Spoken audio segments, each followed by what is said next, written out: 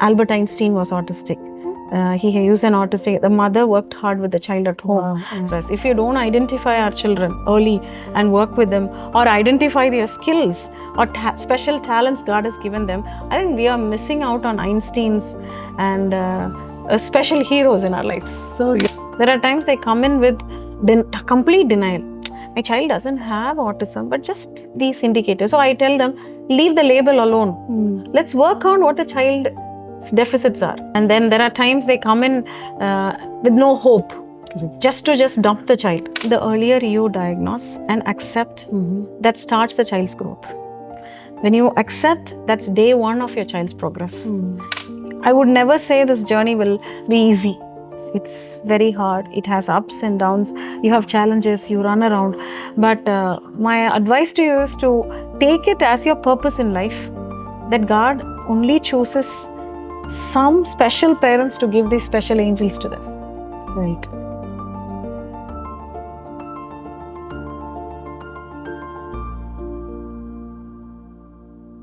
About autism, why it is very much important to diagnose early stages, because people nowadays, they don't know that they've been diagnosed. So what is the why it is so important? It is very crucial. I would call it crucial because autism is not an enemy. Ignorance is an enemy. Right. Yeah, that's the first thing. Because the early you diagnose, the early you see progress. So early intervention is the key. That's our slogan. Because as early as 18 months, or it presents itself before 3 years. So as early as you diagnose, and instead of sitting over it, it's important that you immediately intervene. You can see a lot of changes in the child's life skills. First, we work on life skills, daily living skills, like bathing, brushing, eating. So another major thing to consider is autism spectrum disorder is a huge spectrum. So you will have the mild children there, also severe kids there. Okay. So it's a little confusing. Sometimes children who are milder or moderate are not diagnosed early because they'll have speech. They might even have speech. They might even have eye contact, but they will not have the other indicators present. Okay. So it is important that any small doubt that you have in the child's life, like an eye contact is not there, or a smile, a social smile is not there present, or the child doesn't respond to a name call, or the child doesn't sit in a place for more than a few seconds, or a little further down, if the child doesn't speak to other peers or friends, it's immediately very important for them to diagnose and start intervention. Intervention doesn't mean going to a therapy center alone. Intervention means it starts at home. Oh, okay. So when it starts at home, so many parents are not aware of this autism thing itself in their child's life, right? But how to identify what is exactly autism? How to identify among children, or in a community itself? What is the identification or an early sign? The earliest sign is eye contact. And then I would say social interaction is impaired. So whatever involves, the child is happy by himself or herself without an external support. There are times children don't even identify, or it's not that they don't identify, they don't have the emotional connect with parents or any other person. Like for instance, there are siblings.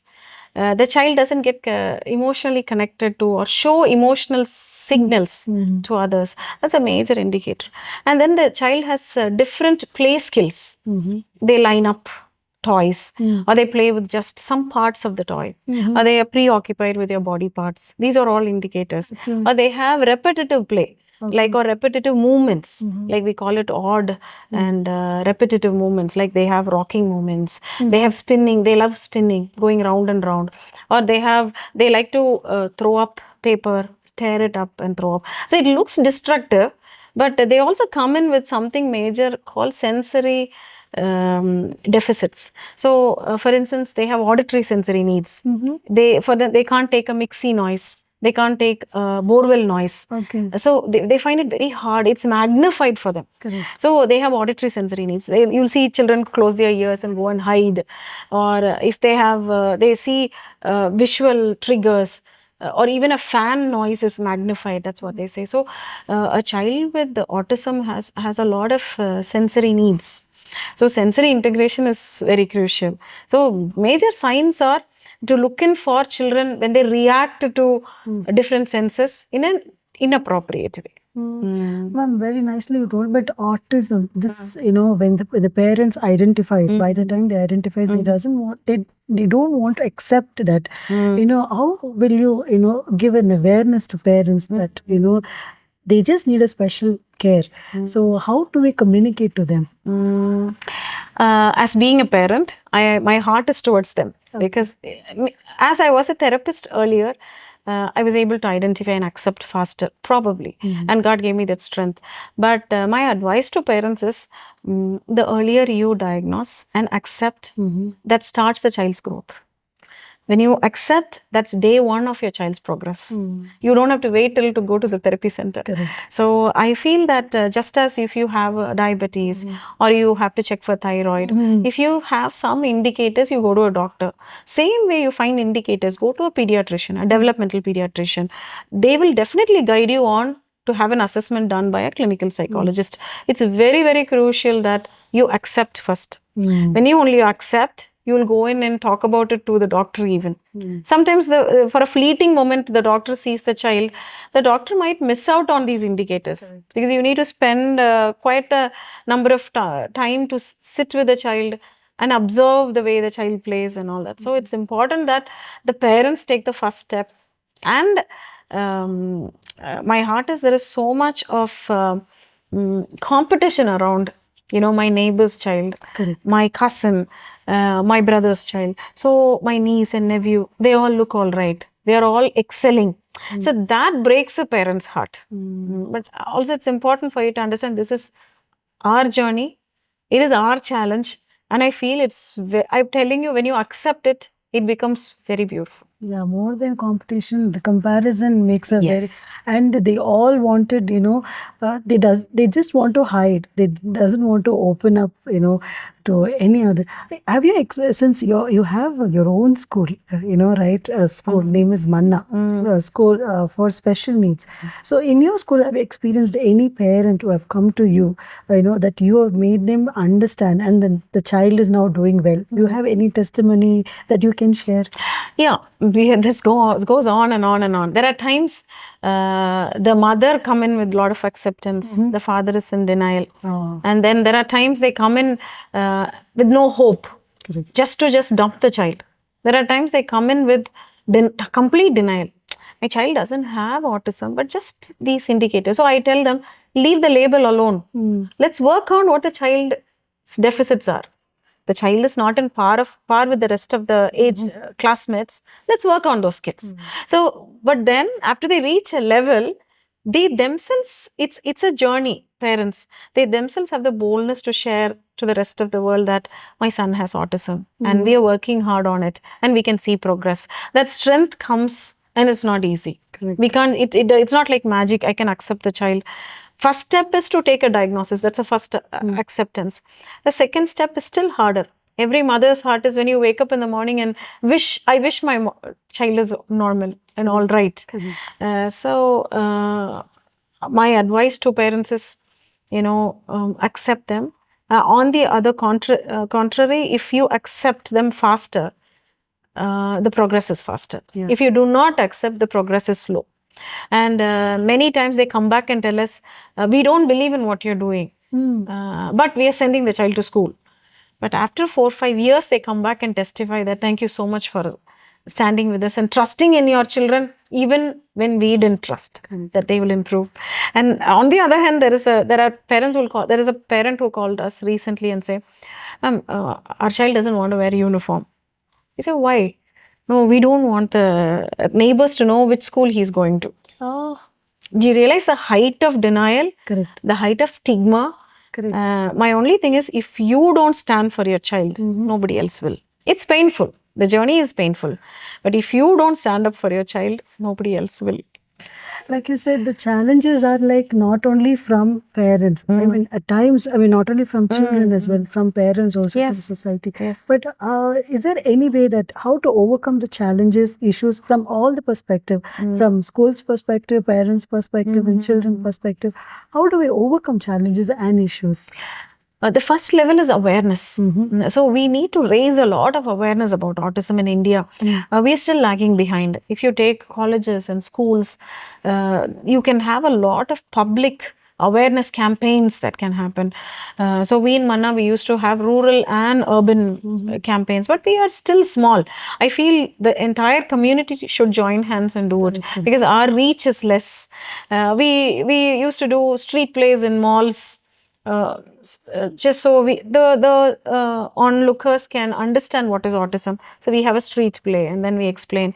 We also do the same street play in different vernacular languages in the primary health centers, Anganwadis, Balwadis, so we can immediately diagnose. So awareness is a key, and along with awareness, to understand that these children also have the right to be part of the society.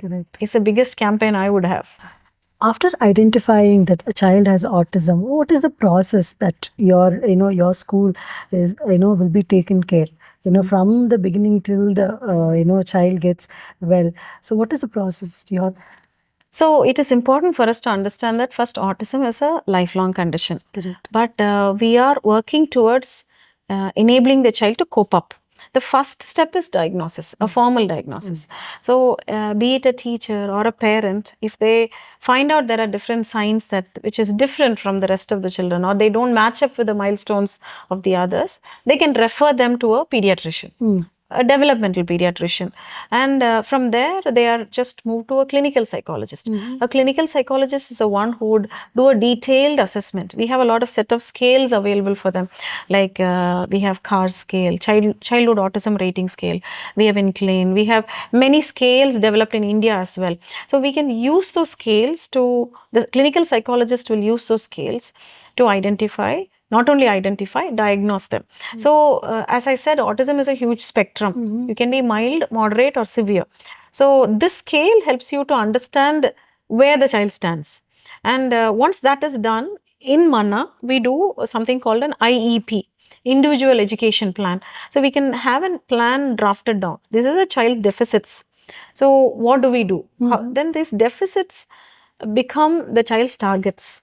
So I always tell at home too, whatever the child lags behind will become your targets at home. Right. Be it toilet training, or where they say this is a behavior. So we can start restaurant training, or be it life skill training, or eating skills, or bathing skills. Everything becomes therapy. And academics also is a therapy. So everything is therapy. So it is listed down. In behavior, what are the challenges we need to work on? In academics, what has to be worked on? There are list of things that comes in the IAP, which will give you an overall map for the child, where the child should, and what are the accommodations the school should give the child. All this is listed down. Then we start therapy. So before that, we also do strong parent counseling.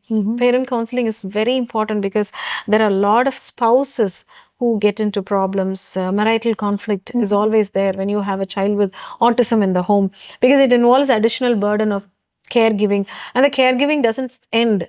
You look like you have babies for a longer time in your home. So parent counseling is very important. Professional counseling is very important. So we do parent counseling, and then we also train them how to do caregiving at home. This is very crucial. The 5 hours of being in the school is not enough. Every waking hour of the child is therapy. That's our goal. And then we work on all the therapeutic skills. And once they reach a level, the child develops sitting tolerance, writing skills, reading skills, or just finger hold. Everything develops.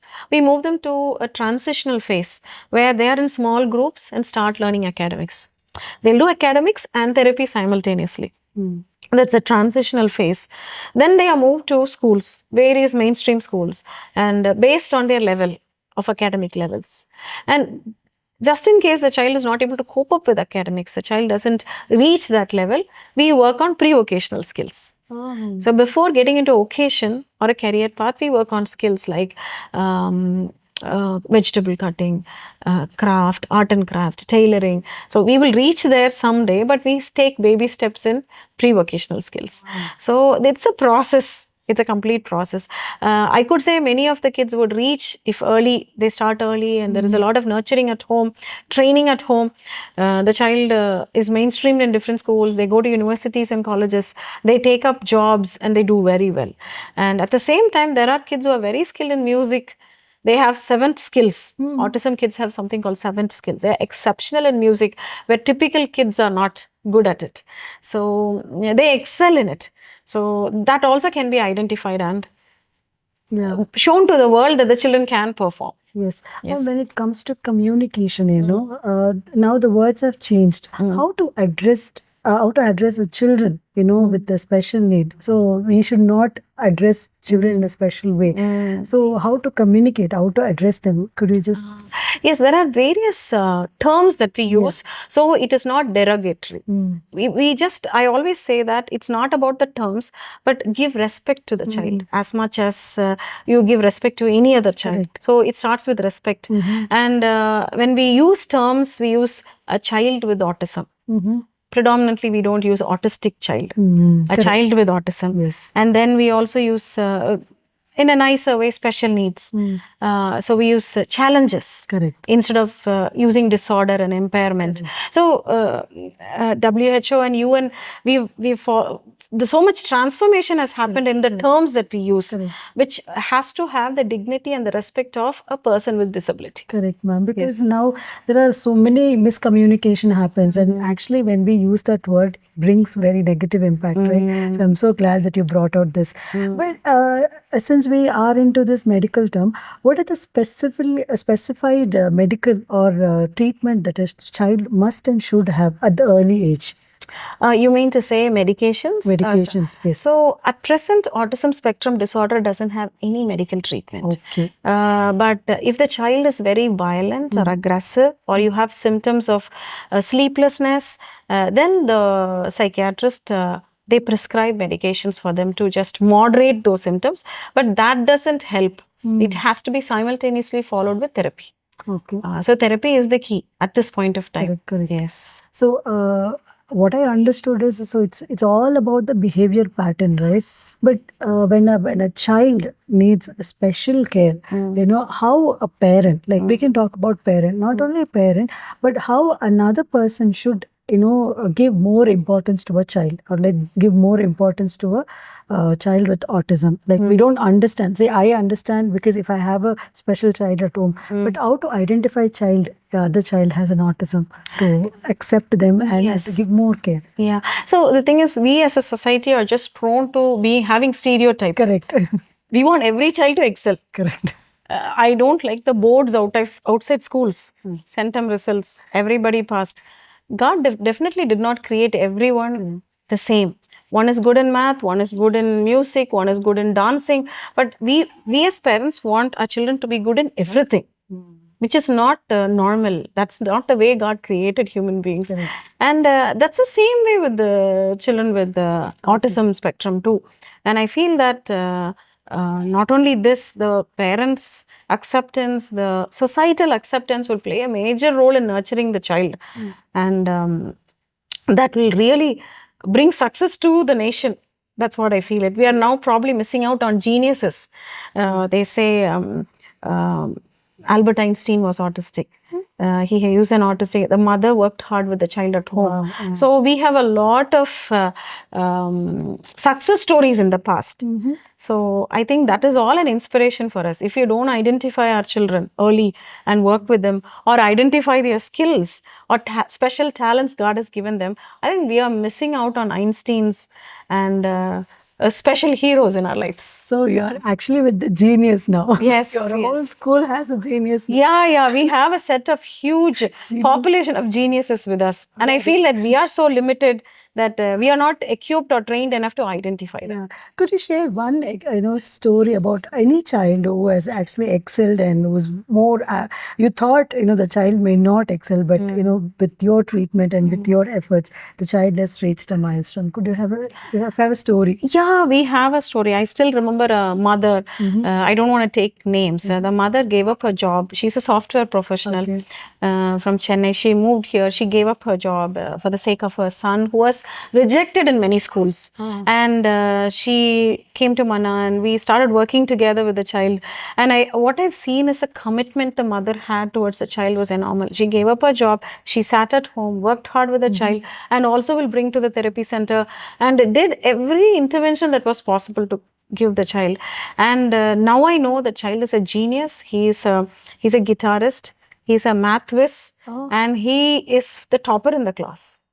So what I would suggest to all parents is, when it's a calling, you give up on something. When you give up, there is always a success story. So, okay, we have come to the end of the session, but the final message, if you want to give it to the viewers, it could be, the parent of a special need children. What messages would you like to give? Or it could be child, the child are able to understand. What is the message that you would like to give? To the parents, I would definitely tell you, it's a special calling. God has called you. And there is 100% a purpose. When you find the purpose, this journey becomes very beautiful. I would never say this journey will be easy. It's very hard. It has ups and downs. You have challenges, you run around. But my advice to you is to take it as your purpose in life, that God only chooses some special parents to give these special angels to them. Right. Yeah. So this is an opportunity for us to serve God this way. Thank you so much, ma'am. And thank you for accepting our invitation and being a part of this special interview. Thank you so much. Thank you. Thanks a lot. You.